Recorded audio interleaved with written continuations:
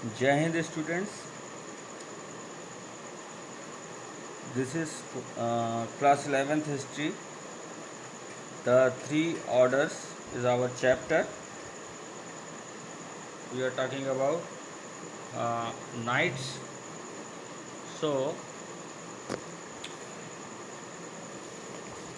now, as the feudal manor, the land of the fief was cultivated by peasants. In the exchange, the knights paid his lords a regular fee and promised to fight for him in war. To keep up their skill, knights spent time each day fencing and practicing tactics with dummies. The knight might serve more than one lord, but his formally loyalty was to his own lord. तो यहाँ पर ये है कि जो nights थे, इनकी जो लैंड इनको जो दी जाती थी उस पर भी पीजेंट्स काम करते थे, जैसे कि जो है मैनर्स की लैंड पर वो करते थे या अपने लॉर्ड्स की लैंड पर करते थे। तो एक तरह से ये भी उनके लॉर्ड हुआ करते थे। और इसके साथ ही साथ ये जो नाइट्स थे, ये अपना सारा दिन जो है अलग अलग तरह की वॉर की प्रैक्टिस करना या डमी प्रैक्टिस करना या जो है घेराबंदी, किलेबंदी, इस तरह से जो है अपने ये वॉरफेयर को प्रैक्टिस किया करते थे। नाइट्स जो थे अपने मेन ऑनर के लिए ही लॉयल रहते थे, लेकिन कभी ज़रूरत पड़ने पर ये दूसरे जो है ऑनर या दूसरे किसी लॉर्ड के लिए भी काम कर सकते थे।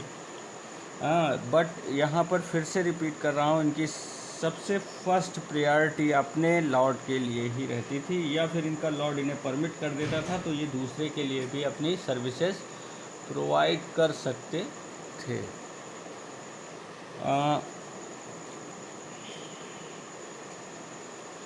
आगे यहाँ पर ये बताया जा रहा है कि ज़्यादातर जो ये लॉर्ड्स वगैरह थे, ये घूमने का काम और इधर उधर मतलब अपने विलासितापूर्ण ज़िंदगी को जीने का काम किया करते थे। ज़्यादातर इसमें से लोग जो है पढ़े लिखे नहीं होते थे, ठीक है।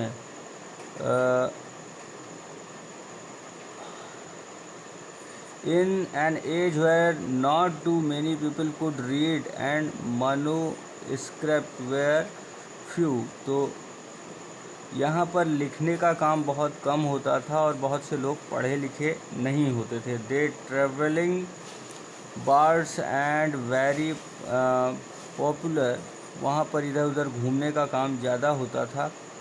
Many manors had a narrow balcony above the large hall where the people of the manor gathered for meal.